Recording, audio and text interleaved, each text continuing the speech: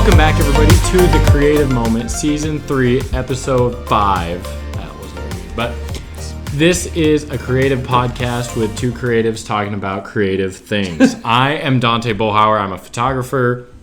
Jamie Bohlauer, English teacher and word choice. It's fair. And we are diving right into it today. So,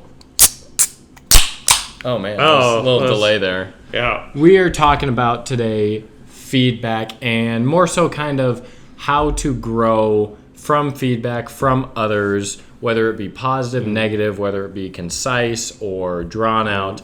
And how to find.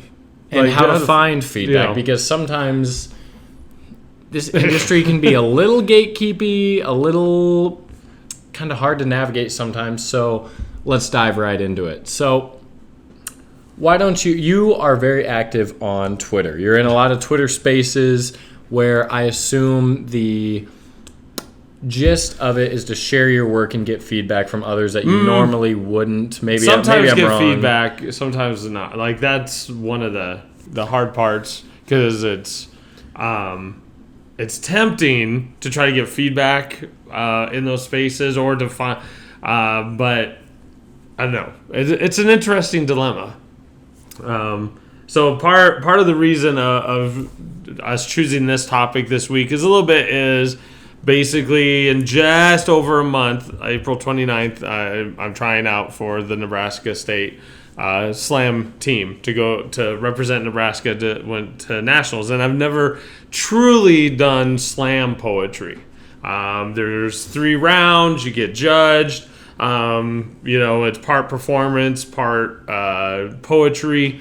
So I've been working on that, and I have gotten a little bit of feedback, and it's been interesting. Little shout out to Mindset and LM. They run the Jam, which is now on Thursday nights. And Mindset especially, I had one poem, and the feedback was interesting. The feedback wasn't about the content, it was about delivery, which I understand, because it is half of it. And when you write in a lot of poetic forms, there's a natural delivery because your syllable count and rhyme scheme, and slam poetry is a lot more open. And he talked me through about 2 weeks ago about the pauses, how to capture a room with the right pause. It was really interesting. And this last Thursday, I presented a poem I was trying out, thinking it would be good when I make it to the 3rd round.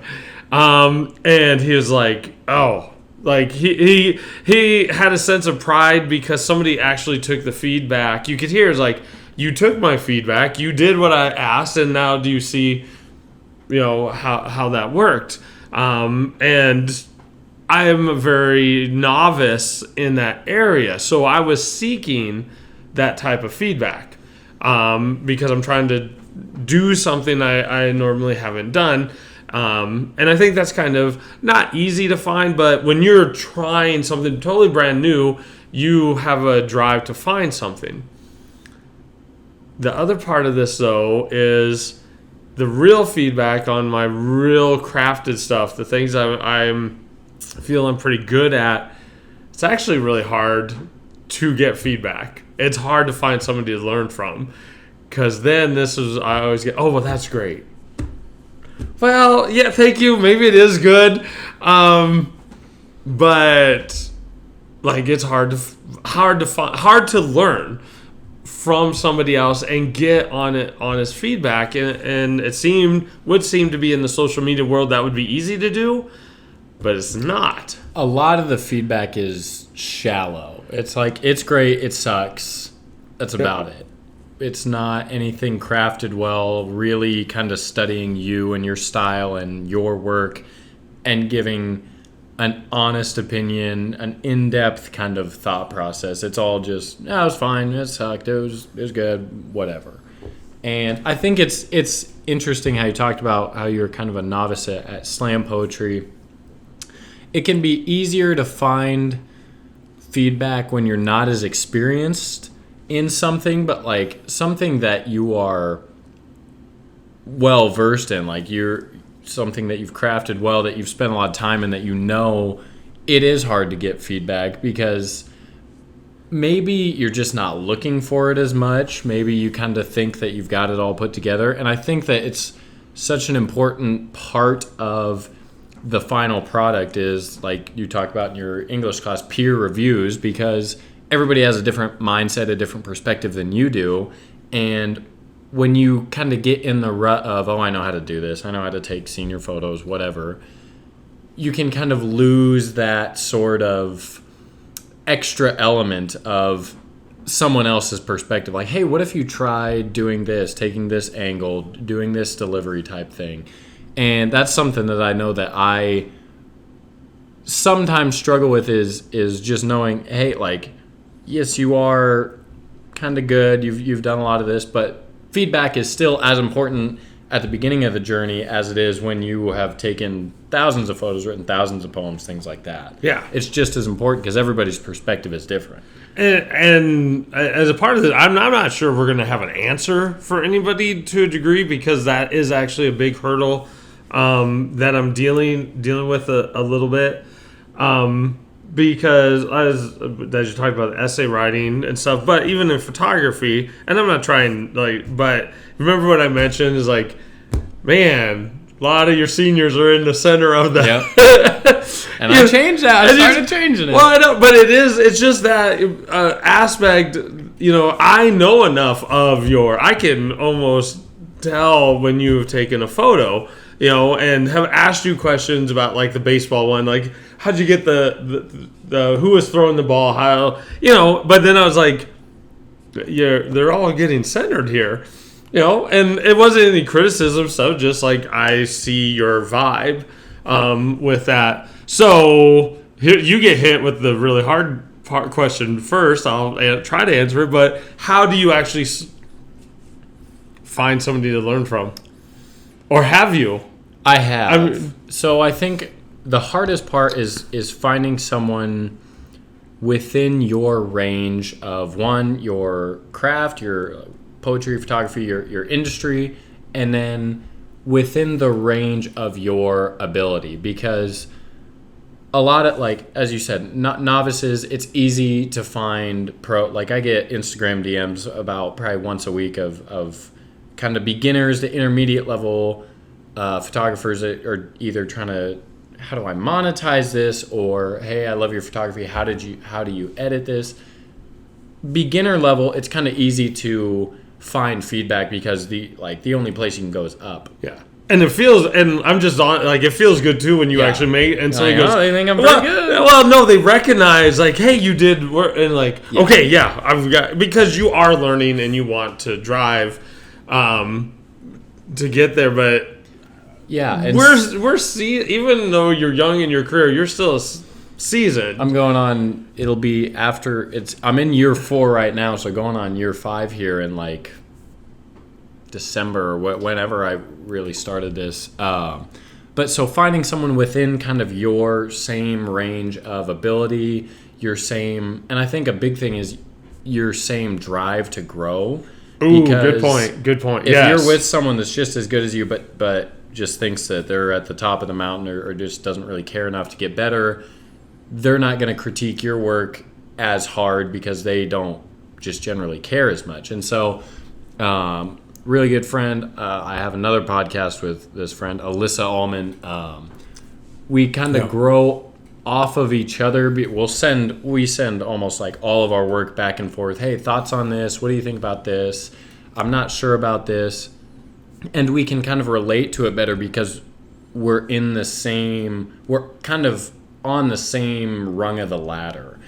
And so I think that's a really important piece to help get good in-depth feedback because they can understand what you were doing, why you were doing it, and then maybe they've caught something from an experience like that they can plug into your critique and things like that. And so trying to find that is interesting. I think like Twitter Spaces is a good way to reach a large amount of people, but then developing that connection enough where you can feel that you will get that in-depth feedback and and you're close enough that it doesn't really hurt your feelings. It's like, okay, they're not criticizing my work. They just, this is something they Well, because feedback it can be humbling. Yes. It can be humbling. And sometimes I think you need that. But yeah, the skill doesn't mean somebody who is a novice or something doesn't have some good feedback. But I'm totally going English teacher here.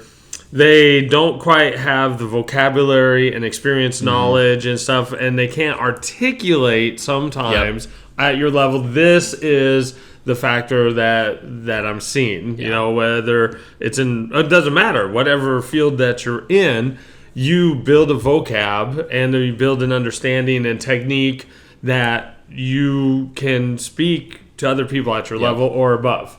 You know.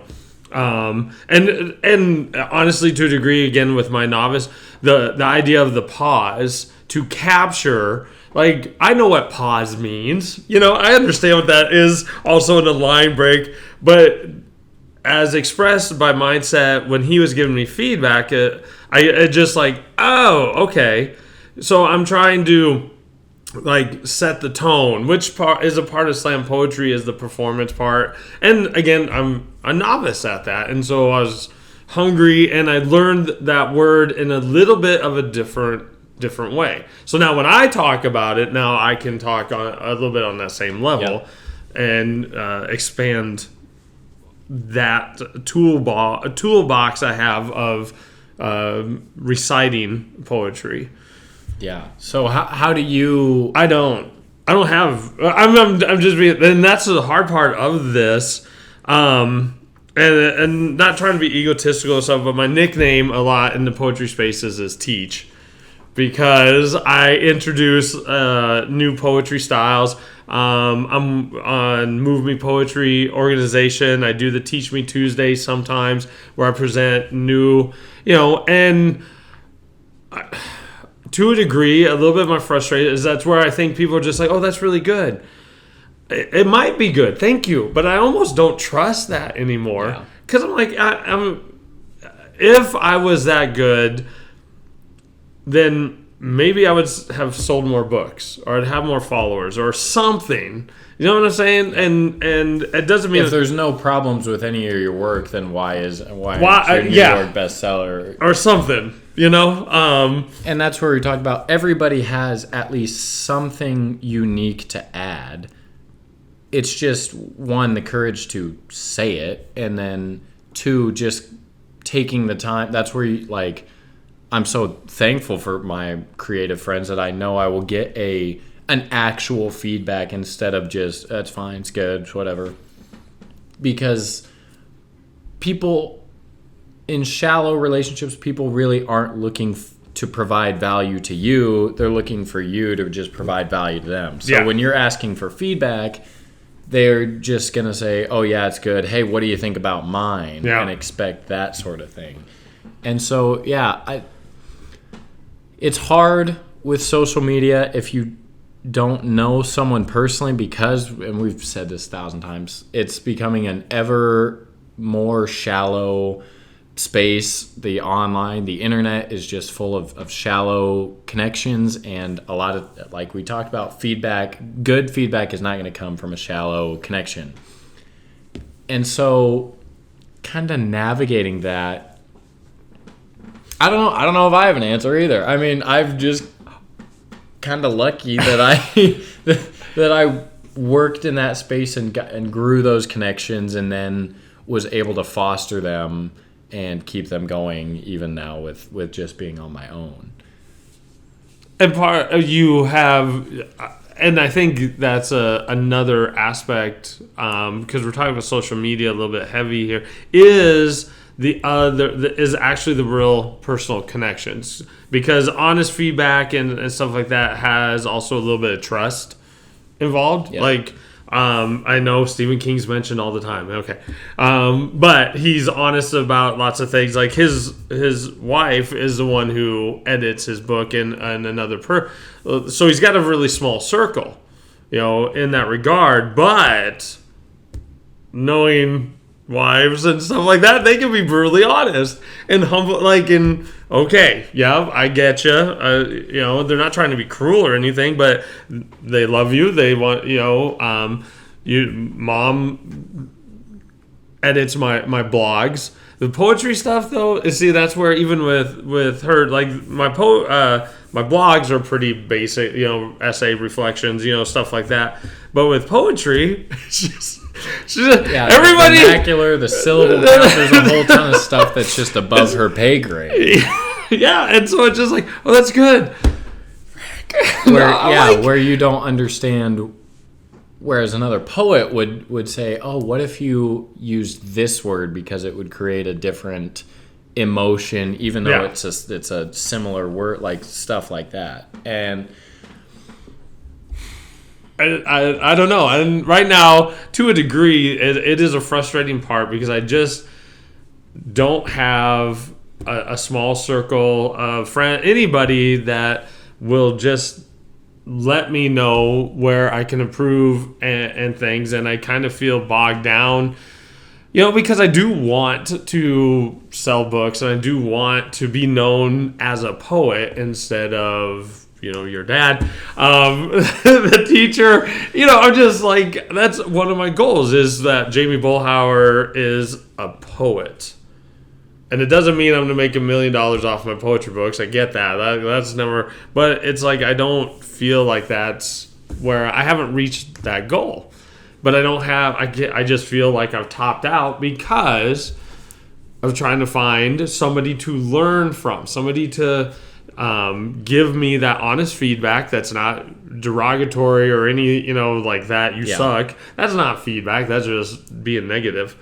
To help me improve the craft. Yeah. And so I know like some photographers, they have like a Discord community. I haven't joined one, and I don't know how engaging it is, or if, again, people are just saying, I'm going to put this out there and hope people provide value to me, and I'm not going to provide value to them. It's kind of what I would assume is going on, just based on social media as a whole. And it is just, and all it really is, Alyssa's the person I basically go to. You just need that kind of one person that you can bounce off of. And then if that grows to two or what, but if you just have one person that has that drive and wants to get better just like you do, it motivates you to get better, because if you see how hard they're working and what they're doing, you're like, oh, I need to step up my game. But you have that rapport that their critiques are not going to be derogatory at you, or they're not just going to be, it's good. They're going to actually try and help you. Yeah. Or they care for you to get better because they don't, there's not a competition. Yeah. So interesting question. What have you actually learned by giving feedback? That is an interesting question. I learn a lot. Just sometimes it's in the... Is analyzation?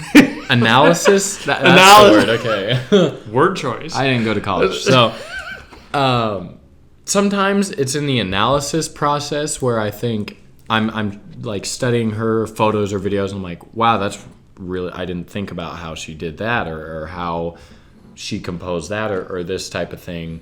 And then other times it's in just kind of me reflecting on, okay, what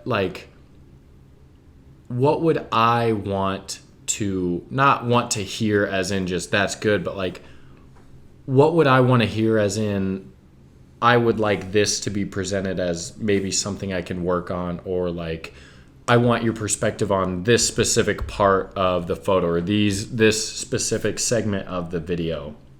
And so kind of thinking thoughtfully about like, okay, if I made this video, what would I really want it to feel like, and then what parts of it would I change just personally, not necessarily to my style, but just where I think maybe it doesn't fit, or it just needs tweaked a little bit. And so it's kind of like critiquing your own work in a way. You're kind of thinking about it like that, but it's also knowing that, okay, hey, she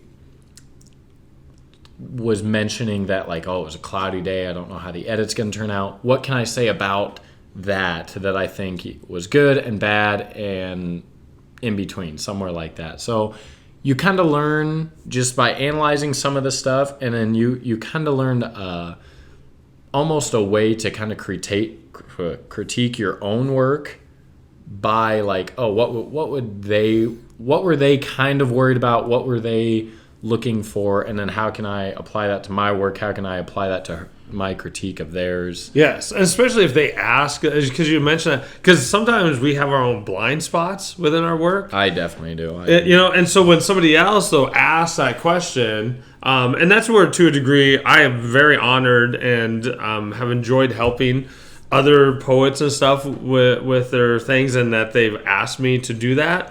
But that gives me a chance though to like, oh, okay, hold on. Where is possibly my blind spots in rhyming and things along that line, or with a sonnet structure, if I got the twist correctly towards the just some different things like that, which, like you said, allows you to critique your own because those blind spots have been revealed. The center frame thing, that's kind of a rut that I get into that I don't like during a shoot. I don't think about, because when I pose someone in a different way, it just kind of resets my like internal like thought process. And I'm like, okay, get the center shot. And now I'm like, okay, we don't always need to get like, she did a new pose. She doesn't need to just be center framed and, oh, that's cool, that's fine. Like, how can I compose this so it works better with the pose, or it works better with the expression? So that was a blind spot of mine that I've tried to grow and change in. I still do it too much, but I think that's they can find where you kind of just get in a rut and are almost complacent, where you're like, yeah, this is just kind of something it's easy. I know how to do it. I know how it looks good, how it sounds good. And then having them kind of push your boundaries and say, hey, why don't you grow out of this for a little bit of it and see what you can do by like not doing it. And so maybe that's kind of some self-feedback you can give yourself of looking at maybe a body of work and noticing kind of the common themes, and then maybe trying like a poem that's completely different and seeing what you liked about the differences of it. Yeah. I don't know. I did. So for just that thing, I wrote for fun to try to have that tone, that go get 'em attitude. I wrote kind of a battle poem, and the first two lines is, I know I'm not LL Cool J or Chuck D. It was. But it was good. Yeah, it's good. Well, but there's a refrain throughout the poem about not dropping the mic. I mean, and I wrote it because I wanted to have the bravado that I usually don't have. You don't have bravado in a sonnet, not really. I mean, okay, or breath double. So I was like, okay, I'm gonna write this poem as if and it turned out, and then actually that's the one that LM totally, or Mindset and LM during the jam talked about, that like I didn't pause, like that I was read, and there was some cool little play on words, but it was like that kind of sucked in delivery, because it didn't hit that pause, didn't stop at a line, kind of like a comedian. You had to let the audience laugh and then move on. So it is cool to test out, and grow that way. Almost be a different person kind of thing, where you're trying to, just developing a different style so you can then incorporate it if you don't have that feedback or that person to get that feedback from. It's always better to have that feedback, but if you can't find it, I guess there's our answer, is just try to look at what you do well and often, and then flip it on its head and try and do the opposite, and see if it's something that you like and can incorporate, or maybe see what you maybe can kind of meet in the middle or change about your current work that you can give yourself that feedback, if you will. Yeah, because it is hard. I'm just, in that case, you're lucky to have had a community at the beginning of your journey, which I think is awesome. But not everybody gets to start. They start their journey pretty solo based, or like our town is not the mecca of slam poetry. No, not close. or even just regular poetry. It's not even a village of poetry. I mean, because the open mics are pretty shallow lately, and it just it's important. I think it's important, like you said, to try, if you can, find people at your or just above your skill level so that you can be stretched. Build that relationship so that there's some trust, because any feedback is a little bit humbling, because we all also like the things that we produce, and to hear that maybe isn't quite, it doesn't come across like it should, well, you got to kind of swallow your pride there and kind of go, okay, because at the end, my unpopular opinion is that any poetry I write, any blog I write, whatever, is meant for the reader or the listener. Like, they have to connect to it, or else it didn't work like it's supposed to. So I don't have any answers on how to find that. Sorry. I'm just lucky. So, I mean, we lucked out there. Yeah. But hope you guys can give us some feedback on these podcasts. We've been enjoying doing them for now. This would be episode 35. So, yeah, that was The Creative Moment, Season 3, Episode 5, and we will see you guys in a couple weeks.